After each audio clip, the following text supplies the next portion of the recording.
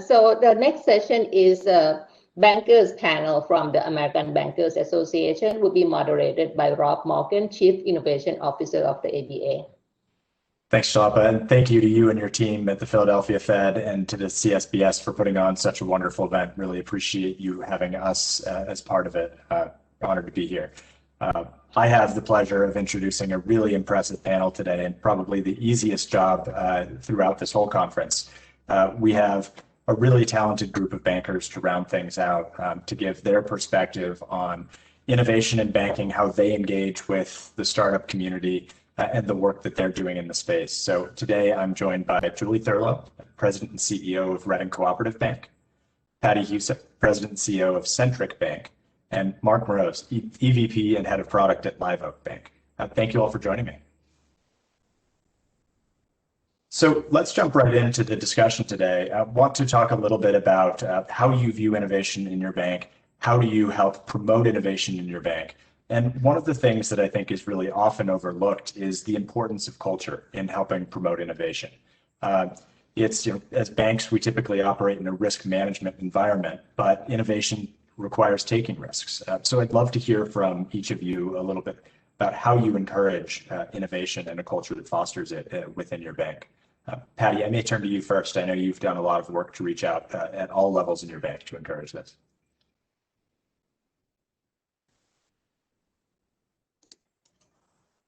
Sure. Thank you, Rob. It's a pleasure to be here and participate on the panel. But talking about innovation, a number of years ago, what we had done at Centric is we had established a Millennial Advisory Group. And that Millennial Advisory Group was consisted of about 5 to 7 people from our organization, that were in the rising stars, the millennials of our organization, as well as a Harrisburg Young Professionals in our market area with a similar number. And it gave us an opportunity to talk about new technologies, talking about what that future leaders and generations are looking for as we explored different types of software, different things that people were looking for. We had let them have an opportunity to demo it, to give us some feedback, and also some honest feedback of where they saw some of our software, what we were using. Some of the comments were really eye-opening, but I think it was really necessary to hear the feedback that they had provided to us. But always knowing as an organization, we're looking to, for not just our customers today, but how do we remain relevant as an organization, and forward as, how to utilize technology, innovativeness, fintech companies for efficiencies within our organization. But the Millennial Advisory Group has been great. As you talked about culture, for us, the culture is key. We have our Centric way and our fundamentals and doing whatever it takes. But that's one of the key things we had done in regards to, innovation and looking at different types of software. Great, thanks. Do others have thoughts they want to add? Sure. What's been successful for us, we actually engaged Fintech Forge to come in and work with our board of directors, making sure that they're welcoming innovation and new ideas that we're bringing forward. And then we included a budget for innovation, because it's really hard when you're focusing on your goals and achieving at budget or better than budget every year. It's hard to spend that money once you've already stepped out. So making sure that there's money to take advantage of opportunities, and then training the team and encouraging people. Sometimes, you said it right at the very beginning, we are risk managers to start from, so it's very hard for us to adapt to change. But we've just demonstrated over the last year that we can change pretty quickly if we have to.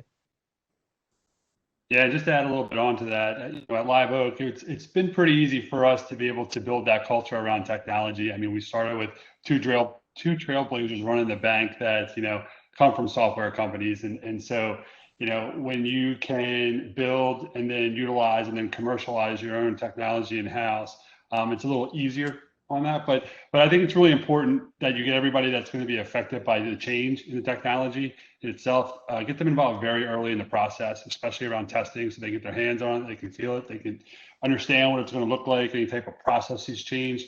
You take that kind of fear out of it for them by letting them have their hands on it a little bit.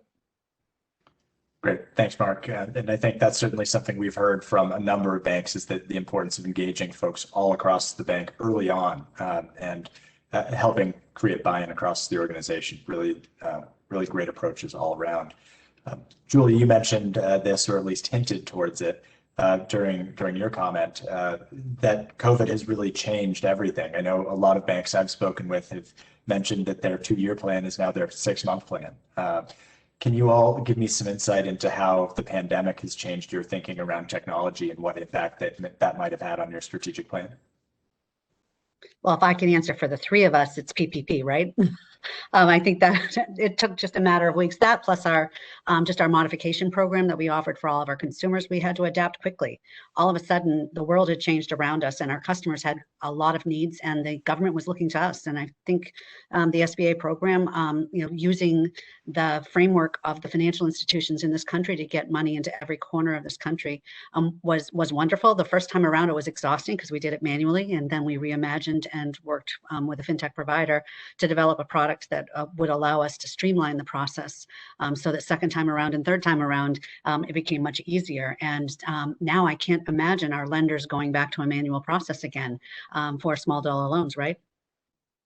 Yeah, I'm sure. And I think that's so important, right? Banks really were sort of the front line for a lot of their customers throughout this pandemic. Patty, I know you had a program that you implemented through this. Could you share a little bit about how that worked and what your bank's process was?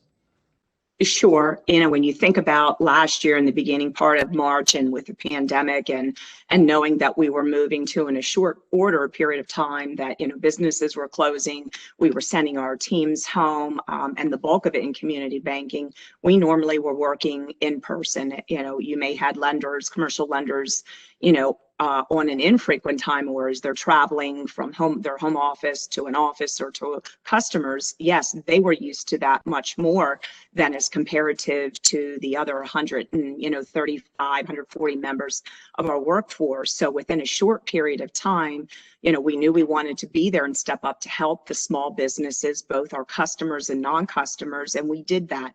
And with our IT team, our CIO, and working together with his team in a short order period of time, and that was a couple of days, turned around using something as elementary as SharePoint to turn around to have an online loan portal, which something we did not have. It was always, face-to-face, the customers with our commercial lenders. So introducing that and getting that word out via social media, emailing the customer, making the phone calls, and knowing that was going to be the only way that we were going to be able to, handle that volume of loans in that short period of time. We did in excess of 1,800 loans, which is more than double that we normally would do. And, a lot of smaller loans too, as well as opening almost 1,500 new deposit accounts. During that time, similar to what Julie had mentioned, come round 2 and 3, we partnered with a fintech company, Lenders Cooperative, which, made things much more streamlined in all various areas. But similar to what Julie said, I can't see us going back to where we were.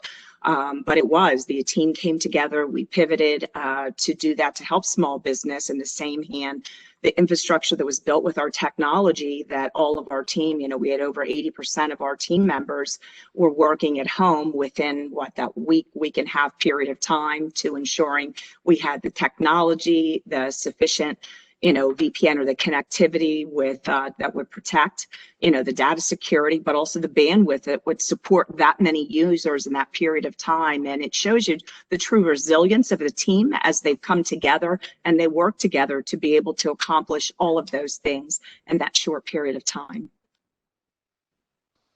Thanks, Pat. It's so impressive that you were able to implement that so quickly and make such an impact. Mark, anything you want to add here? Yeah, we were in a little unique situation as well, just like everybody else, right? And so we were in the midst of converting our deposit side of the bank over to a new core processor, Fintech, right? During PPP, we made a decision, since we were putting 11,000 new loans onto the system, that we weren't going to go to our old process. We were going to put all 11,000 of these on the Finxact core, because we wanted these customers to be able to start to kind of breathe that new digital platform that we were building out, so that we could, easily, hopefully, move them over to a deposit product, right? It wasn't just a PPP loan and done relationship with Live Oak Bank. Look, you're now one of our customers. We want to take care of you now and then in the future too, right? And so I would say that was part of it. But getting back to your original question, I think that, watching the behavior of our customers through the pandemic, right? Watching the increase in electronic payment usage, the amount of logins, the amount of mobile usage over web, right, was astronomical for Live Oak Bank, right? And so we know that our customers' behavior has been changed. They're not going to go back to the old way of banking, right? And so, that is just helping us to make sure that we continue to put our foot on the gas pedal and continue to drive that digital transformation within inside of Live Oak Bank and moving forward. So I would say it definitely dramatically took not only our 2-year plan, but our 5-year plan, and it slid it way to the left for us to make sure that we can continue to deliver that digital experience in the future. Yeah, thanks, Mark. And that's something I've heard from a number of banks as well. And is something that I think is often overlooked in these conversations is the customer adoption of digital products. And I think I've heard some of this on the panel and some from others that banks have been rolling out new digital products for quite some time, but customer habits in banking are pretty fixed. And so the pandemic helped highlight the sort of products and services that many banks have been investing in for the past few years. And when consumers had to do something differently, they finally realized how much really is there. But Mark, you mentioned, I think, really the key word for most bankers in the room at the top of your remarks there, and that's cores. Whenever you think about technology partnerships, the core providers are really an essential piece of helping make that a reality. I know that's something we have heard time and time again at the ABA, and it really has been a priority of ours over the past few years. We have put together a core provider committee of bankers. Julie is the chair of that committee, who has helped try to improve the relationship between banks and their cores in order to help spur innovation. Julie, can you talk a little bit more about that committee and the work that you've done over the past few years? Sure. And Mark is actually on that committee, and I think it's 28, but we actually had the opportunity by serving on that committee to see just about every core that was operating in the country today, and at least any that was willing to meet with us. And we really took the message that bankers shared with us, that they needed access to their data, because data intelligence is going to be so important to be nimble and innovative in the future. API access is incredibly important, and core contracts really need to allow us to be nimble.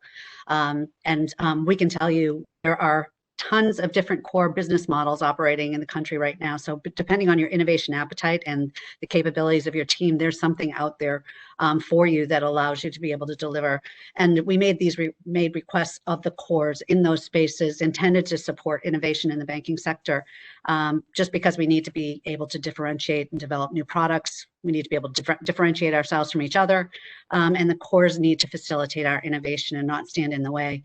And they did hear that message loud and clear from us. And I think we've actually seen before the pandemic, and even more so during the pandemic, how the cores are making strides and making changes to allow the industry to be more nimble, and now more than ever, it's necessary.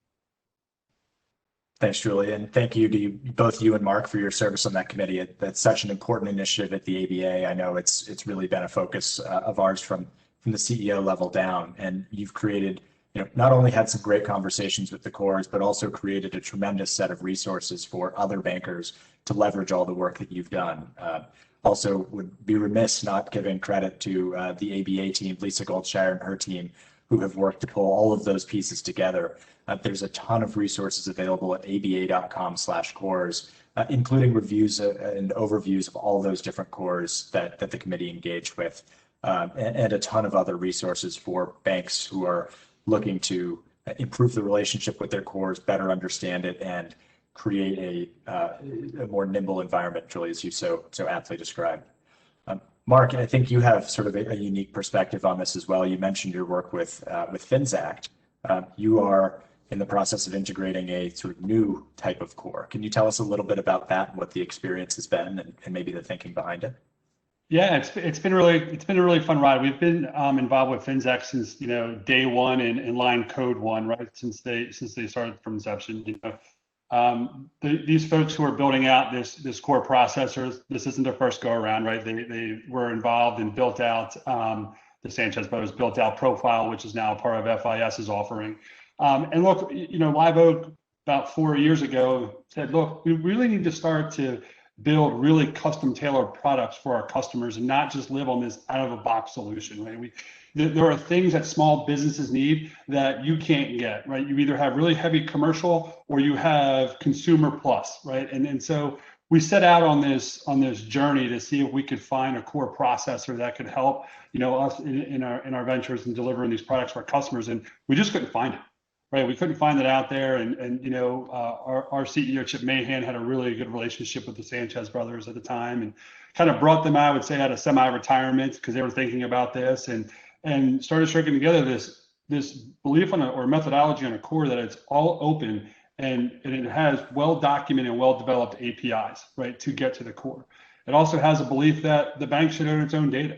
The bank should have a flexibility, more of a platform than a core, to be able to drive those really tailored integrations to other third parties, right, without having to pay millions of dollars for it. And so, we were one of the lucky banks that are one of the first ones on the core, and we're able to experience and go, and build out our deposit side first. As I said, we did put our PPP loans. We will go back and, our bread and butter all day long is SBA lending, right? And so we'll start to bring those loans over probably sometime next year as well. But it's kind of weird. When we first started this, Rob, we had a freedom to choose, right? So before you were stuck in this box, right? Now you have all these fintech partners, that we can go and become really good partners with and build really nice solutions for our customers, right, to run their day-to-day businesses. And so it's been great. It's been refreshing, right? It's great to be under like a consumption type model, not being stuck down to minimums, and it just allows you to be able to spend money and direct money towards putting more products and services into your customers' wallet. Thanks, Mark. And I think I'd be remiss in not noting that many of the reasons that you just mentioned that you went with Finxact mirror really closely to the committee's priorities in terms of the open model, the ability to access the data, and the way the contracts work. And that's one of the reasons why ABA also made a venture investment in Finxact ourselves, not because we think it's the only answer to this question, but because we believe in that model and that sort of open infrastructure, and think that's a really important place for the entire market to go.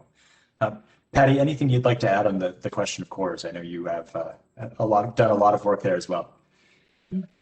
Sure. A few things I could add. Number one, with the core we're at, we just did a recent conversion with the online banking to Jack Henry's Banno, and it is much more user friendly, something that you can customize and format, and that was a transition that went very well with us, with our organization, to onboard that, and the number of positive comments from our customer base, and especially to the point of, post of last year, those who had moved on to online banking, and there was a significant number, and say if there was a lift of about 25 to 30% additionally, which, initially there was maybe about 30%. That was using our online banking, or those who had signed up and really not used it on a regular basis. The pandemic and the, maybe not coming into the financial institution, prompted them to, get online banking, us with a reach out as well as assisting them with that process. But with a kind of a refresh of where Jack Henry went with Banno, that was a plus and a very big positive for the organization and our customers.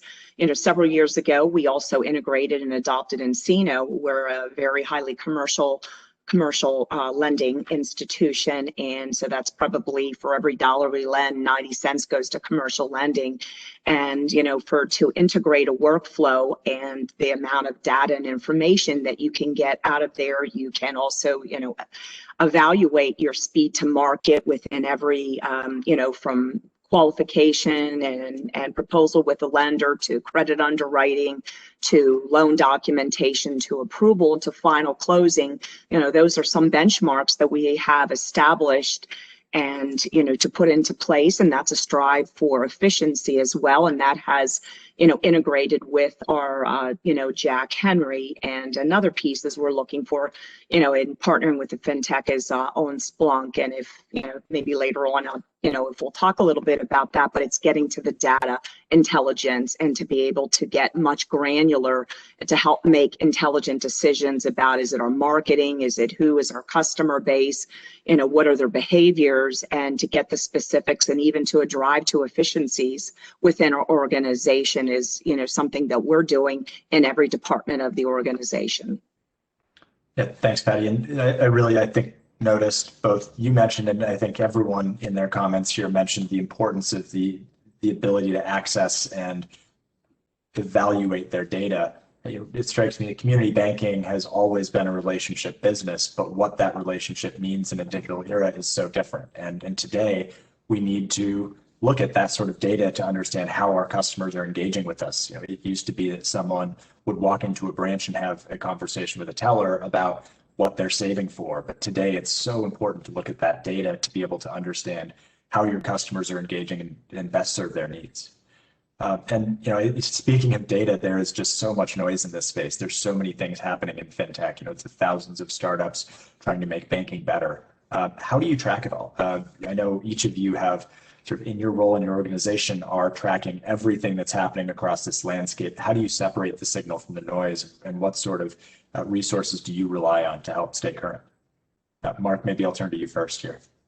Yeah, so part of Live Oak's three-headed monster is fintech investment, right? So we have two venture companies. We have a smaller one, Live Oak Ventures, and then we have Canopy, which is a $500 million fintech fund that's made up of not only with Live Oak but with 32 other financial institutions, or 33 now, excuse me, other financial institutions. And so we get to see a lot of it on a day-to-day basis, right? We're not going to use or consume everything that we see, but it is nice to be able to see what is out there and what we can leverage for our customer and our customer's experience. Not outside of that too, Rob, I think just staying involved in as much research as you possibly can do. I do have a team. I'm lucky enough to have a team of about 10 that, hopefully 50% of their time is really spent on research, right? What's out in the marketplace? What are others offering? What are our customers asking for, right? And then finding those solutions out there and what match best with the platform that we're building, right? Because at the end of the day, they have to have the same methodology as we do to be able to integrate or to partner with them, because they have to be, cloud native, open APIs for us to even start to think about it down the road. So.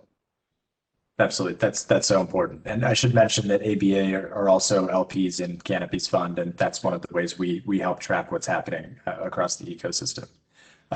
Julie, can you tell us a little bit about your relationship with Alloy Labs? I know we heard from Jason yesterday, but would love to hear your perspective on how that works. Sure. So we're one of the founding members of Alloy Labs, and I suppose as a cooperative bank, then we really kind of got the concept. You bring community banks together and allow them to bring ideas forward, and as a group, you have more buying power. So there's really a dual approach for the bankers that want to innovate. We can work in work groups together and develop something together, or we could work together and find what the best product is in the market and approach that developer and that fintech as a group because we have more buying power together. So it's worked very well for us. We've met banks from across the country. It's not banks just down the street from you that you're competing directly against. And I like what both Patty and Mark said. It's about differentiating yourself. It seems like the last 20 years of banking, we've all looked alike because we've been on the same cores that have offered the same products, and we're all making sure or working to make sure our voice is being heard over the noise that's out there. And innovation is the way that we're doing it. So, and my customers probably don't look like Patty's customers, and they probably don't look like Mark's customers. So let's develop for our customers so we can be successful in our space. And Alloy Labs is doing that for us. It also brings forward opportunities for us to invest in some of the new ideas that are coming down the pike. Great, thanks, Julie. Patty, how about you?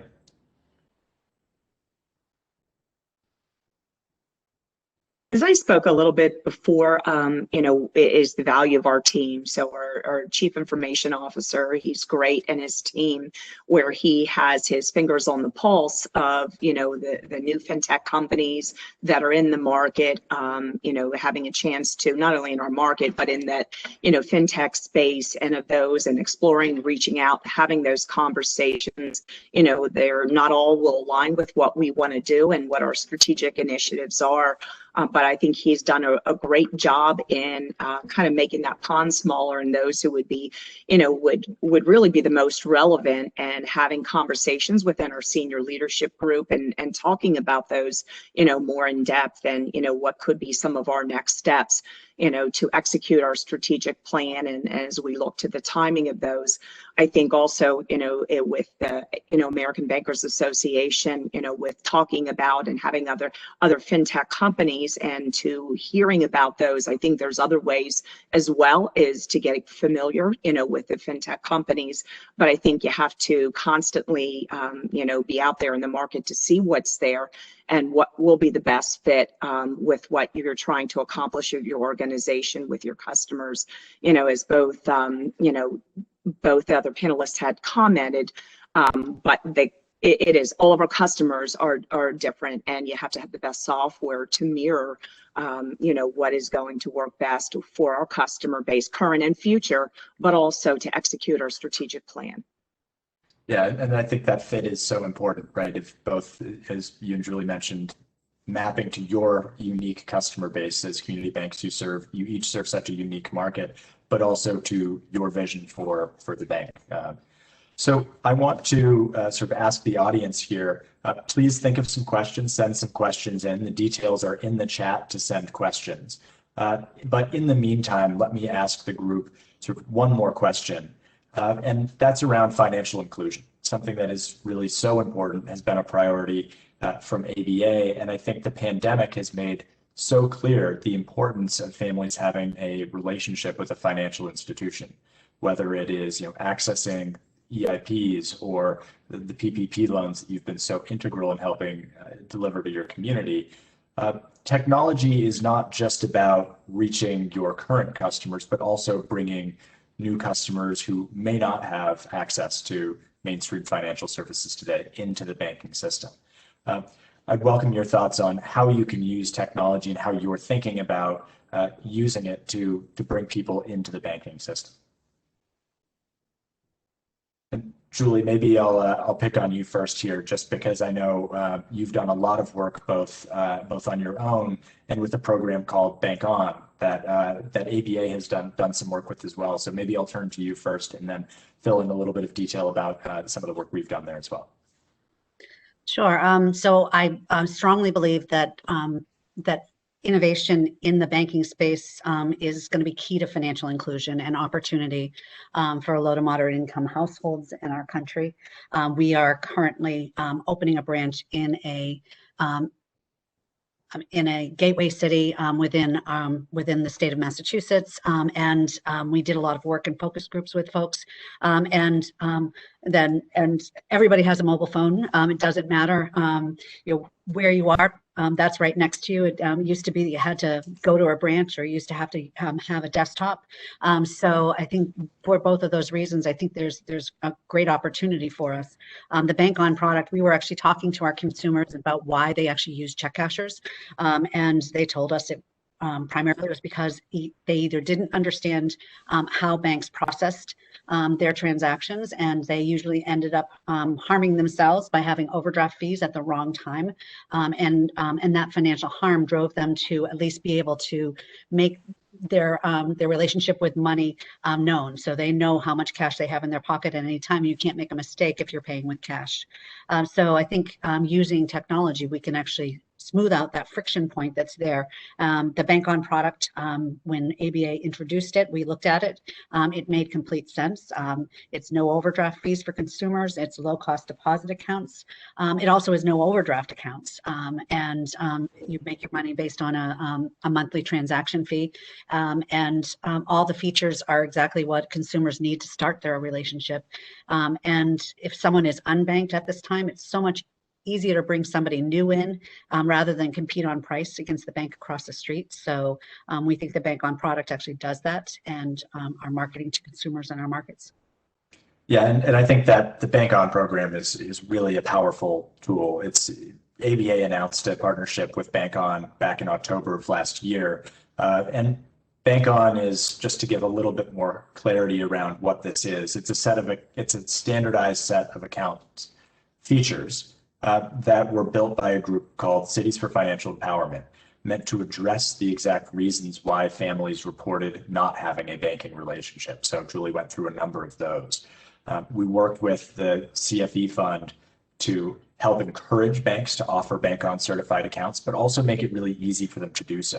Tying back to the conversation on cores, we worked with all of those cores that the core committee met with and had them also commit to making it really easy so that banks who want to offer Bank On certified accounts are able to flip a switch and do so. So let me just turn to questions, because I just got a note that the first question came in, unless someone wants to add anything else on this topic. Sorry, Mark and Patty, realize you haven't had a chance to weigh in. But... Okay, we can go to the next question. Great, thanks so much. So the first question that just came in is, how do you think digitization will impact the competitive landscape in banking? Do you think we'll see more consolidation and mergers over the next few years? I can start. I think that if you, I got a real strong belief that if you don't start to, embrace the digital era, that you will start to see more mergers and acquisitions, because you won't survive. Right? I do think that this is the time where community banks probably have the best advantage. Right? If you go take a look at probably your top 6, top 10, top 20 banks in the country, they have a very big infrastructure problem. For them to be able to build a platform like Live Oak is building, or a few other banks that I know are building, it's going to cost them billions, right? So their best bet is they're going to have to go spin up another brand or spin up a digital bank, and they're going to have to start to, acquire customers there and then start to migrate customers over from their current platform. It's the only way they're going to be able to do it, right? Where the community banks, we have the freedom now, due to not only the Fintech core, but there's definitely other cores out there that can give you that freedom to design those tailored products for your customers. So you're actually listening to them and delivering them something, and not just trying to ram down a product that somebody in a back office thought was a great idea to take out to your customers. So, I think that if you don't start to seriously think about how you're going to play in the digital world in the future, you're probably up for a merger or acquisition within the near future. Thanks, Mark. Other thoughts?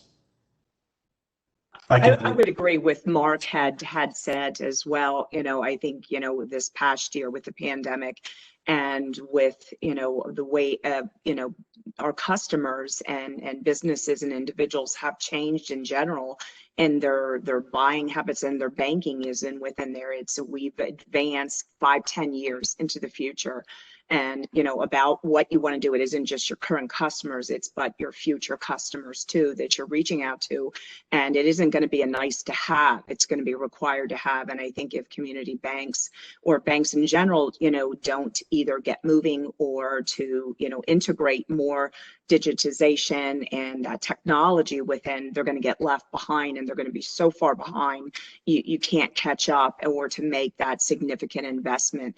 And there's a lot of planning that goes into involved. So it is about relevance, and it's today, but it's also going forward. We just fast forwarded, people aren't going back to their old habits and routines. Great, thanks, Patty. And I think one of the things Julie said really resonated with me, right? Is technology is scalable, and those investments, there is real strength in numbers, and that's one of the things that banks get through programs like Alloy Labs. But something else you've said really resonated, which is you all serve really unique markets, right? And I think that's one of the advantages community banks have always had. And I think it's why we've seen the proliferation in fintech companies we have, right? Each serves a very unique need and a unique pain point.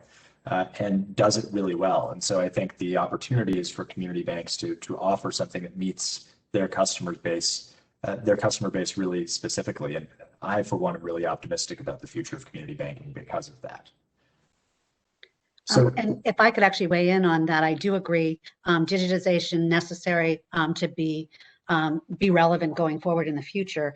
But we do have a lot of regulators that are actually on this session as well. And I think it's important from a regulator standpoint to recognize that we fast forwarded the 10 years that Patty was talking about. And so the way that we innovated in the past, or how we're innovating now, is challenged by the regulatory constraints that we actually have, whether it's from a compliance standpoint and what we actually do in-house. And so the ability for us to test and learn, especially around financial inclusion programs. Obviously, we have people in our community whose financial needs we want to meet. To be able to meet those, though, we need to be able to develop products and test them with consumers to see whether or not it creates positive outcomes. Right now, we're being forced to innovate on the outside of the bank because because there isn't a sandbox method for us to actually test inside the bank. So I would encourage the people on the call to think about that. Yeah, thanks, Julie. And that was one of the ways I wanted to, or one of the questions I wanted to pose to this group as well. We have such a great audience of regulators here. To the others on the panel, what would your recommendations be to regulators who are looking for ways to help facilitate innovation in banks and help empower banks to be able to adopt new tech and bring it to customers quickly and efficiently?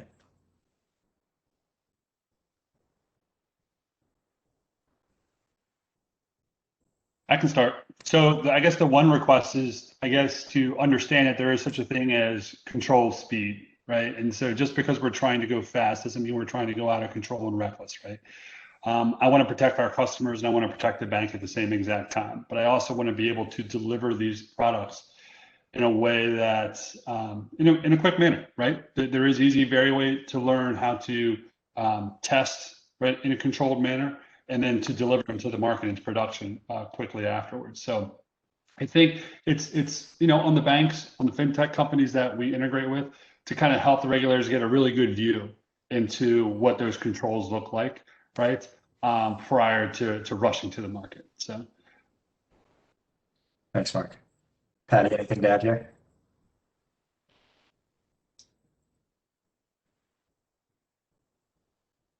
I'm good here on this one, Rob. Thank you. Great, thank you.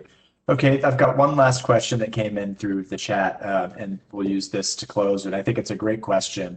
It's asking about, as banking continues to digitize and as more and more of banking moves online and mobile, how do you see the future of branches? Are branches still an important part of the community banking model? I know I have thoughts, but I would rather hear yours. So I think it depends on your community, right?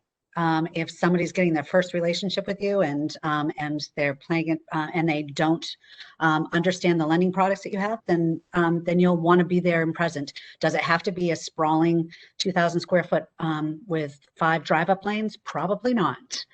So I think it's going to, what we have out there and what it looks like is going to change. But from a community bank perspective, I think we are still seeing that people choose to bank close to an office. Maybe it doesn't have to be in the same community, but it needs to be in proximate area. Just to add Also, on a to bit complement. Go ahead, Mark. That's all right. Go ahead, please. Go ahead. So just to complement what Julie said is, I think, yes, to a certain extent, and again, depends upon your community, that branches are necessary again. So for someone, like Centric, we were very branch light. So we're about 1.3 billion in total assets, and we have a total of 7 branches, and a couple of those branches are less than 1,000 square foot. Our other models that we had that were, full service, nothing more than 2 drive-up lanes and maybe about 2,200 square foot. Some of them are less, 1,500 square foot, and getting more of a efficiency level of that 60, 80 to 100 million. Even as, one thing we do is we measure the transaction volume. If you look at, looking at what's a low volume branch is over, 3,000 and below, you take a look at, where your transactions have moved to since this most recent pandemic.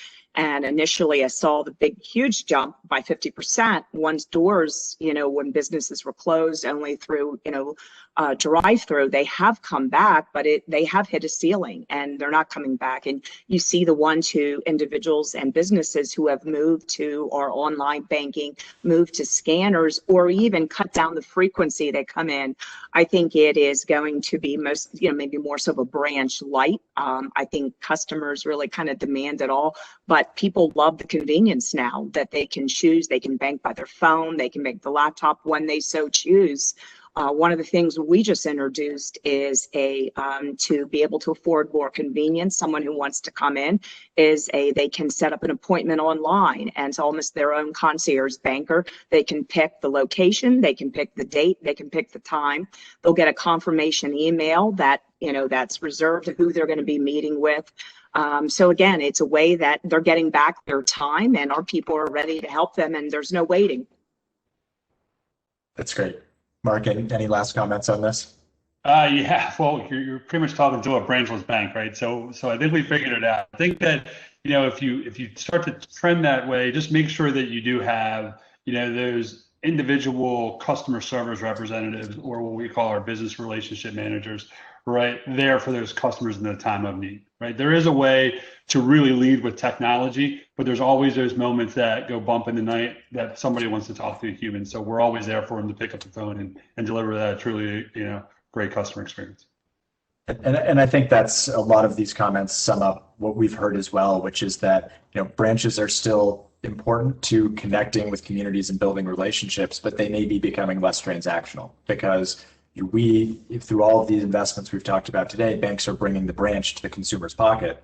So they may not need to come into a branch when they have to deposit a check, for example, but they still might want to come in when they want to have a conversation about their relationship and their financial future. So I think there's a really good hybrid model in that the branches are still serve that important role in showing that banks are part of their community. But with that, let me thank you all. Patty, Mark, Julie, thank you so much for your time today. I'm smarter for having heard it. I know the audience is as well. Please join me in giving a virtual round of applause to our panel. Again, my thanks to all the panelists, the bankers, Fintech representatives, the regulators, the representatives from the ICBA and the ABA who were here and able to join us today for this really challenging and informative and really, I think, fascinating conversation around Fintech, community bank partnerships, innovation in financial services. And I also think a lot of lessons learned, not only from the pandemic and how we're doing this, but what we're likely to look like. I think there's been a lot of back and forth and a lot of thoughtful conversation that allows us to think about a number of things from a regulatory standpoint, from a community banking standpoint, and from a Fintech partnership about what opportunities and advantages we may have going forward together in these things. I would be remiss as a Federal Reserve employee if I did not say, again, our disclaimer: the opinions of everybody expressed are their own. They do not represent the opinions of the Federal Reserve, or in many cases, even the individual institutions or the associations. And again, our role here was not to advocate or to endorse anyone, but really to provide, as Pat Harker said, a way for people to convene and to discuss and learn. And I think we have been tremendously successful at doing that across a wide range. And I hope the conversations continue. I hope many of you continue to carry on sidebar conversations for individuals on how this might support your bank and how some of the alloy and bringing people together and connections among community banks might serve to support this more broadly. Again, I'll close by saying, continue to always be impressed and amazed with the resiliency of community banks. Likewise impressed with the breadth and the scope of how Fintech is evolving. And I think partnerships would be at least one of many ways for both industries to proceed. And as regulators, we want to be listening, but also, as we said, trying to provide what guidance we can here when we can around what seems to work when we all have the goal of serving consumers and serving our customers as well as we can and in a safe and sound manner.